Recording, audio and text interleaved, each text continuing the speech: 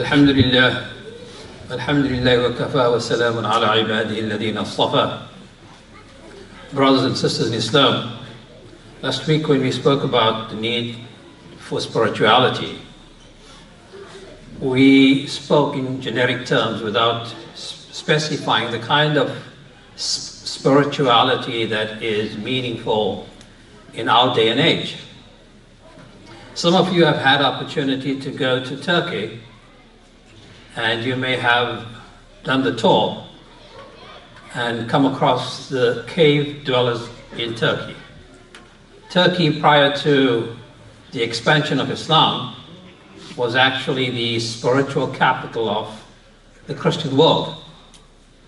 And I can't recall which city or which town in Turkey I found this, but there are caves in which people have actually carved out niches, little spaces, and they would then escape into that space and spend, in some cases, their entire lives in those spaces. European spirituality was perhaps even more spectacular or bizarre, depending on how you want to see it, in that they would have these pillars, and the individual seeking spirituality would then climb on top of that pillar and spend his entire life on top of that pillar. I know what's going through your mind, but it's the logistics of how does he get things done? How does he complete his bodily functions? That's not our business today. But this was that quest for spirituality as well. And there is a space for that in Islam. But at some point you have to move on. And this is Allah subhanahu wa ta'ala speaking to the Prophet sallallahu alayhi wa sallam. He says, Ya ayyuhal muzammil, Ya ayyuhal muddathir, qum fa'anzir, wa rabbaka fakabbir, wa thiyabaka fatahhir. O you who is clothed, covered, secluded, it's time to wake up, to get up, to move, to turn that which you have accumulated, which you have now embodied, to turn that into some social function. That, therefore, is the spirituality that I was talking about. It's important to remember that there is an abiding relationship between ibadah, ritual, spirituality, morality, and social activity. There is this link between these four dimensions. Not everyone who is socially active necessarily takes the same route. There are agnostics out there in the world, atheists out there in the world, who have done tremendous work in uplifting humanity. But those who choose the path of godliness, who look at life in two dimensions, one here and one in the afterlife, for them, at least from an Islamic perspective, it begins with ibadah. And then that ibadah is supposed to do something to us as individuals. As the Quran tells us, Inna salata tanha anil fahsha. Salah is meant. The word meant is not specifically mentioned in this verse, but it is clearly embodied. It says Salah is meant to protect you from immorality. So there is this link between the ritual that you engage in and your moral activities, but only at a personal level, at a personal individual level. At some point you have to become socially active. At some time this that you have acquired in the month of Ramadan, this that you have acquired on your trip to Mecca, at some point that should be it should be an impetus for you to become socially active.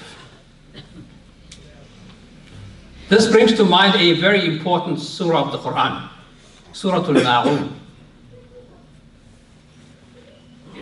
the surah of assistance. It's a very small, pithy surah in the Quran, but it encompasses this and all these teachings. It encompasses the overall message of the Quran. Allah subhanahu wa ta'ala tells us in the surah, أَرَأَيْتَ الَّذِي يُكَذِّبُ بِالدِّينِ. Have you looked at, pondered about those who deny deen? And by that is meant either the afterlife or religion in its entirety or the objectives of religion. أَرَأَيْتَ الَّذِي يُكَذِّبُ بِالدِّينِ. How do you recognize such people? By the fact that they do not pray? By the fact that they do not come to the masjid? No. فَذَلِكَ الَّذِي يَدُعُّ الْيَتِيمِ. Here you see a direct connection between spirituality, morality, and social action. So such people are recognized by the fact that they push away the orphan. They push away the orphan. Now the interesting thing about an orphan is that not all orphans are without wealth. The fact that you're orphan simply means that you have neither a father nor a mother. It just so happens that in most cases orphans also happen to be financially without anything.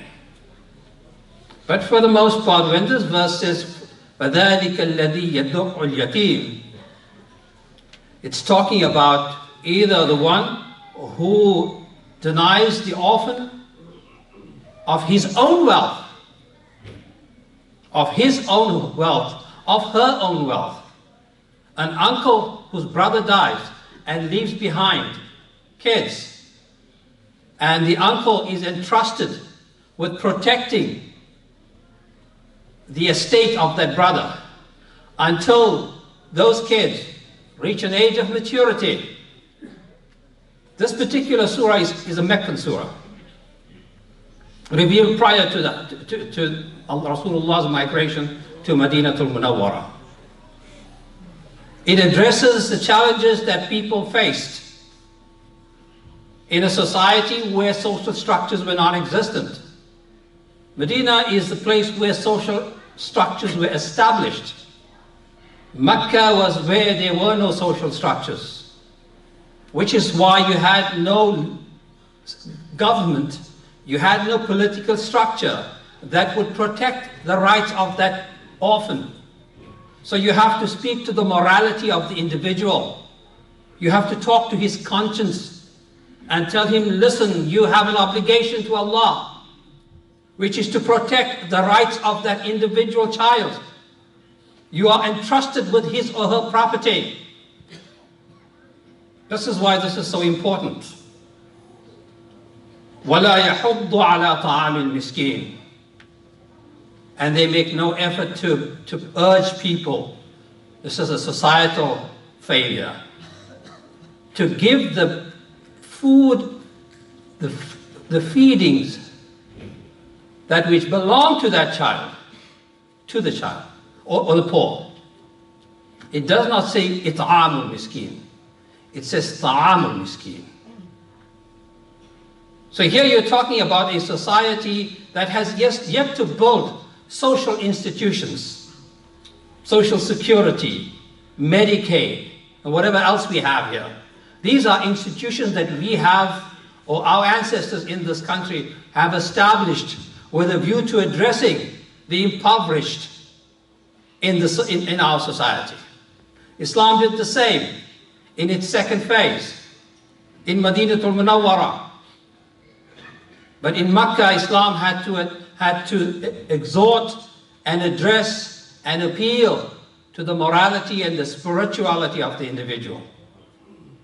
فَوَيْلٌ لِلْمُصَلِّينَ. The first part of this verse speaks to those who are disbelievers. The second part of, sorry, the first part of the surah speaks to those who are disbelievers. And the second part speaks to those who claim to be Muslim, hypocrites.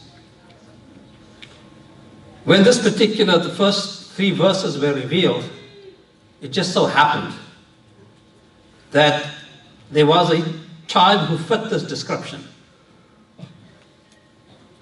And his property was entrusted with Abu Jahl. And Meccan society was quite aware of the animosity that existed between Abu Jahl and Rasulullah sallallahu alaihi wasallam. So the child goes up to Abu Jahl and asks for something that he would require. What we would call maybe a toothbrush and underwear. And Abu Jahl just sends him packing. Treats him badly. So the Meccans, with a view to stoking some more fire and drama between Rasulullah and Abu Jahl, instructed that child to go to the Prophet and ask him to intervene. Says, go to Muhammad and ask him to speak to Abu Jahl. So the child, in his innocence, does exactly that.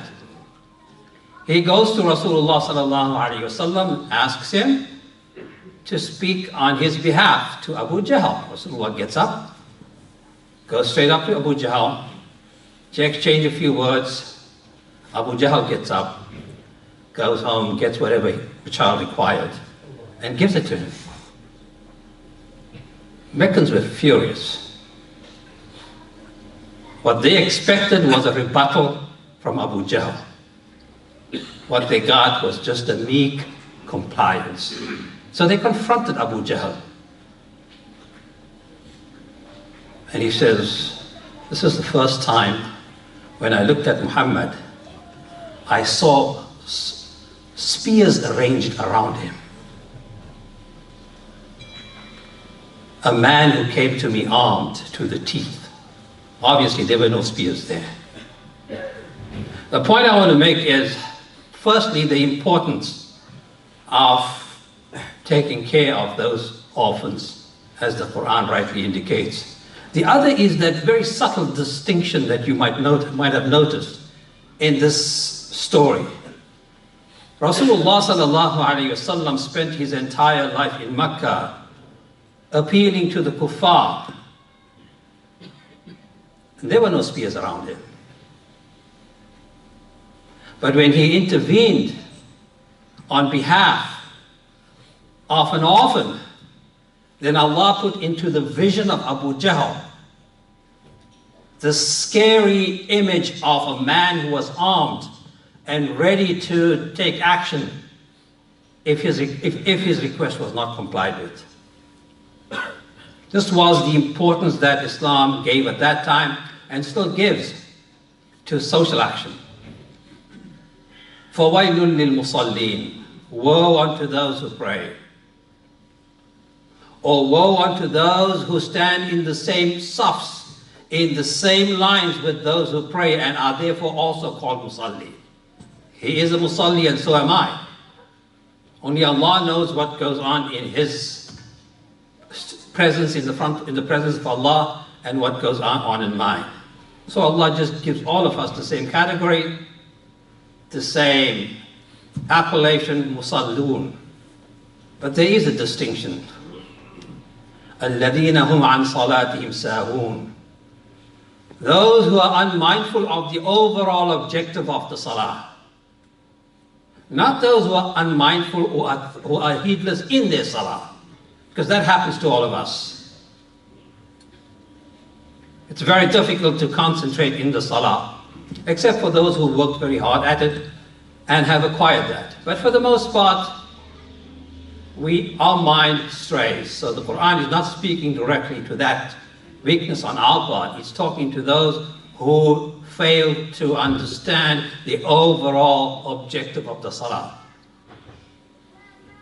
الَّذِينَ هُمْ عَنْ صَلَاتِهِمْ سَاهُونَ الَّذِينَ هُمْ يُرَاءُونَ, those who attended the prayer so that they can be counted amongst the believers, amongst the practitioners of Islam.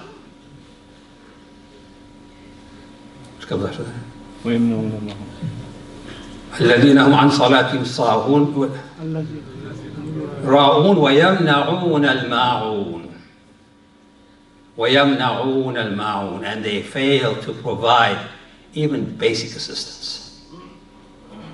They fail to provide even basic assistance.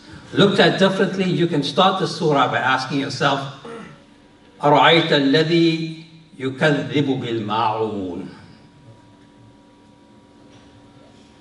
Have you looked at those who have failed to take into consideration the need to provide basic assistance? When we look at the life of the Prophet ﷺ, we generally break it up into what is called the Meccan period and the Medinan period. But an equally significant dimension of his life is the pre-revelatory period, before he received wahi. Very important period. It is at this point in his life when he engages in solitude. There are three things that stand out in this period. The first is his quest for solitude. Most of you are familiar with the story that Rasulullah was up in the cave. If you've been to Makkah, then you know that cave is pretty high up. If you've climbed up there, it takes at least an hour to get up there. And it is at a distance from Makkah itself. So all told, it probably took him a good 3 hours to get up to that cave. And if you've gone to the cave, you know it's very small. And he would spend a great deal of time thinking about the world in philosophical, spiritual terms. This was that important dimension of Rasulullah sallallahu alaihi wasallam, his quest for a greater understanding of life. And at some point in our life, we should be doing that as well. The other was his morality and his ethics. It takes a lifetime of honesty and rectitude for society to give you the title of Al-Sadiq and Al-Amin. The honest, the truthful. This was all maintained without revelation. This was his inner urge telling him that truthfulness is the way to go. Honesty is the way to go. And the third was the pride he showed in participating in what came to be known as Hilful Fudul, the alliance to provide the very last verse of the Quran, this Ma'un.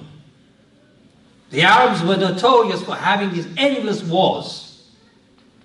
Somebody breaks an apple from my tea and I get ticked off, and before you know it, you're going to have a 10-year war for that. It just goes on and on and on. To this day, there are parts of the Muslim world where people also engage in such mindless quarrels. So there was one such quarrel in which entire communities were starving. And so everyone got together to pitch in and provide basic requirements. Basic requirements. And Rasulullah sallallahu alaihi wasallam was part of that, prior to revelation. And he called this one of his proudest moments. And the lesson we have to ponder on is his words when he recalled that. He says, if ever I'm given an opportunity in the future, I would willingly participate in another one of those. I would lovingly participate in another one of those. An activity that was generic, that engaged the community at large, and that was not directly connected to his mission. Wa akhiru da'wana alhamdulillah rabbil alamin.